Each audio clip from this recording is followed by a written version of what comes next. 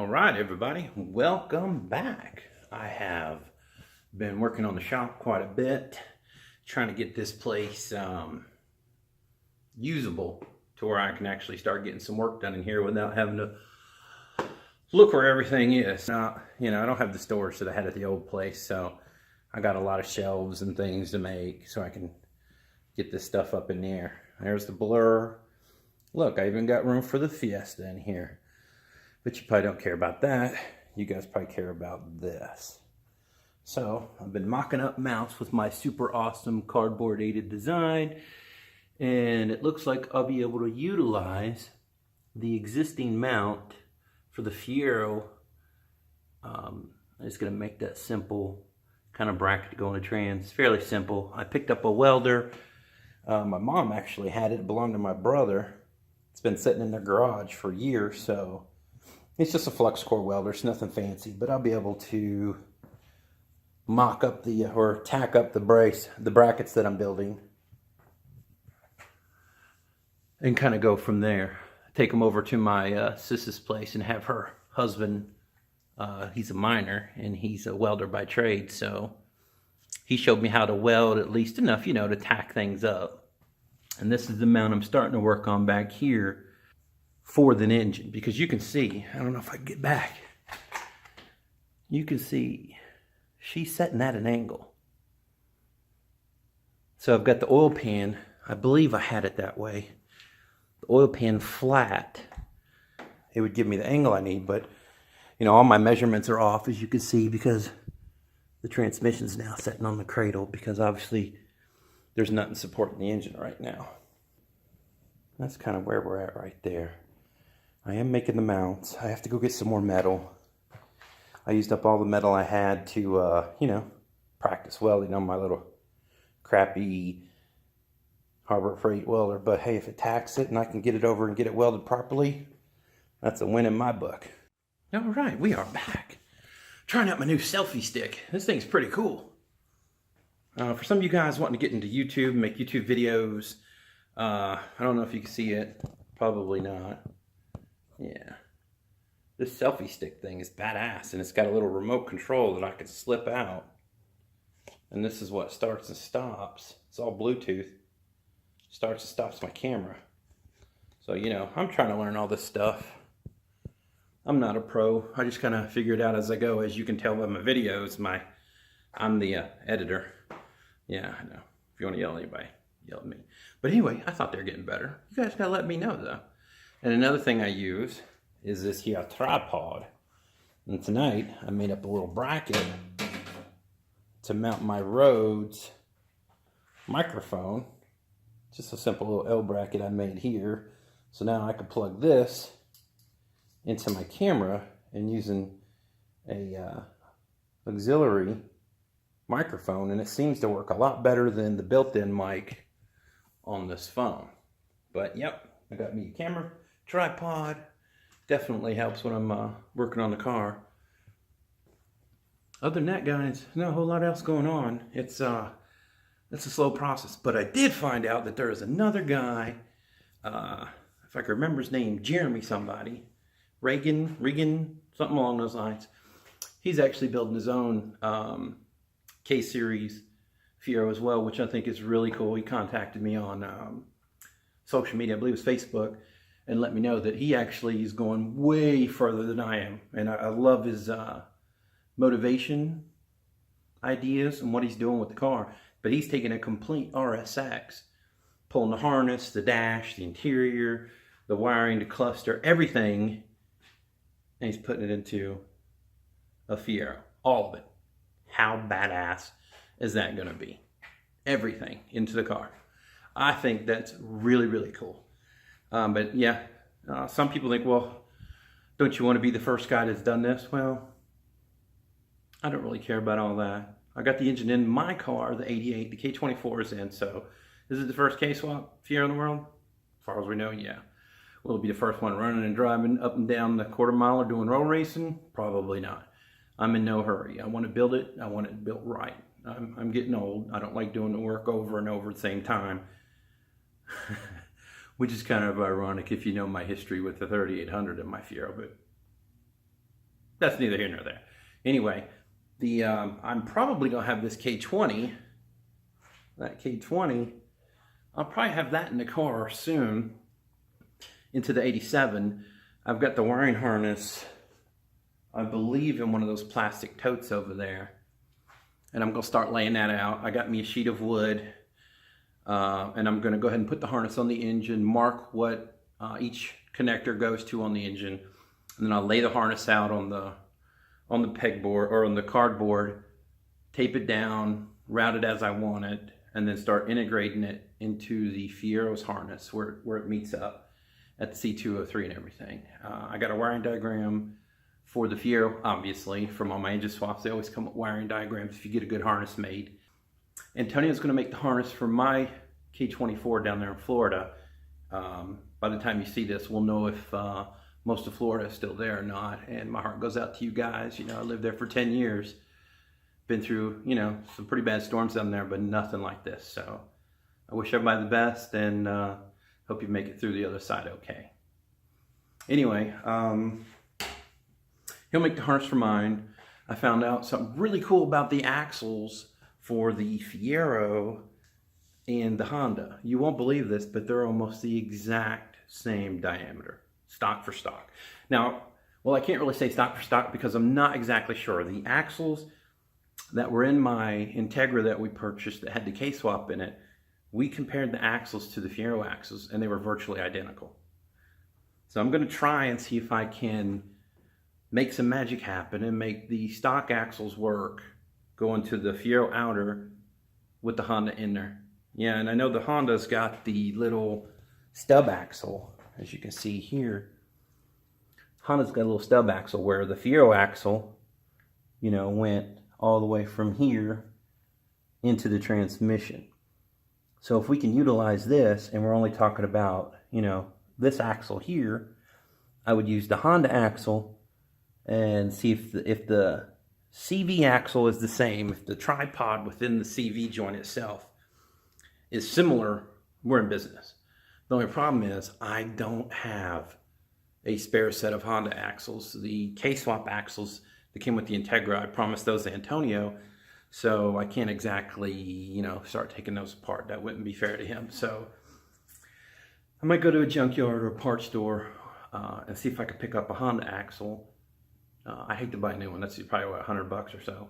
I hate to buy a new one just to tear it apart to see if it works, and then may not be able to use it. So, oh, I wish there was a pick and pull around here. Oh yeah, the doors are on the Fiero. That's all in. They all work nice. That was a hell of a job. And if I ever meet the guy at Pontiac that designed the way these doors work and the mounts and the hinges, I'm going to kick you in the balls. Fair warning. So let's see what else. Oh yeah, I picked up some heavy plastic. That's going to line the inner door skin to keep moisture from hitting the back of the door panel. I'm going to start working on that tomorrow after I play around with the mounts a little bit. But once I get the plastic on the inside of the doors, I can put the door panels on, start buttoning that up, start getting the interior back together to where it looks like a real car. I still have to find that mystery harness. And God help me, I still have to put the pedal assembly back up in the car. That is not a fun job. And you know, it's funny. I've been dealing with these cars since 1993. And I swear to God, I think they're shrinking, because I used to be able to fit, you know, when you stand on your head down in the footwell there, I used to be able to fit in there a lot better. So I think over the years, the car has shrank a bit because it's a lot tighter fit, and it's not fun to stand on your head underneath the dash and try to replace the pedal assembly in these cars. I've been putting it off for a month because I absolutely hate it, and it's not a fun job. And I know I need to quit whining like a little girl and get it done. All right, guys. Well, looks like the video is going to continue. Right now, I am working on the rear mount that's going to go on the trunk side of the Fiero. I had a mount left over from the K-swapped Integra. So what I'm going to do is I'm basically going to chop, cut, hack it, weld it, make it work. It looks like it's going to be pretty straightforward. So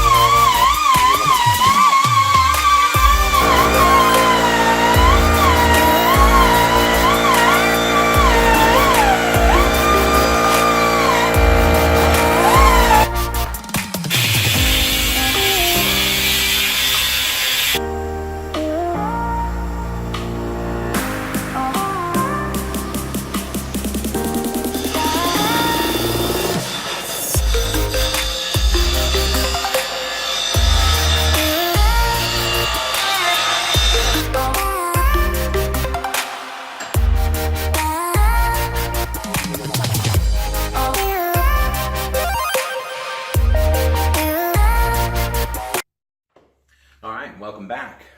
Well, this is obviously the following day, and I recorded a bunch of additional footage yesterday, and I forgot to save it. So I picked up some materials from Tractor Supply, got some metal, welding gloves, helmet, you name it. So today I'm going to do some metal work and start doing the rough fabrication of the transmission side mounts.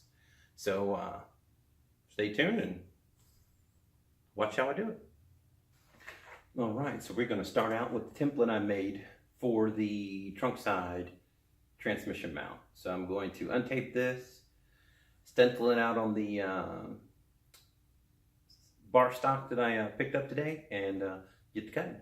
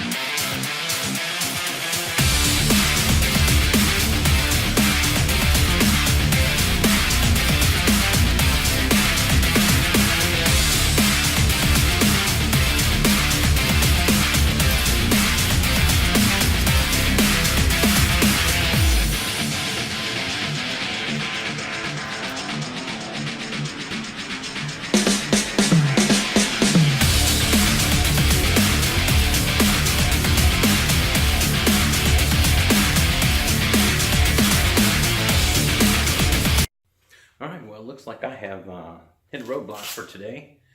I really need to come up with a better way to suspend the engine to get it where I want it in order to place the cradle in the proper place before I try to do anything else with these mounts.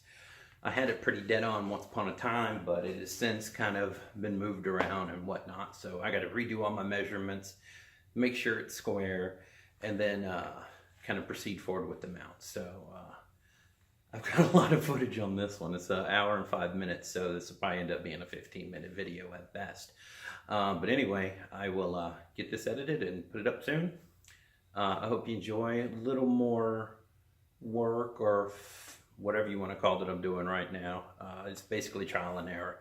But stay tuned. I'll get this edited, and I appreciate your time. If you're stopping in for the first time, please like and subscribe. Tell your friends.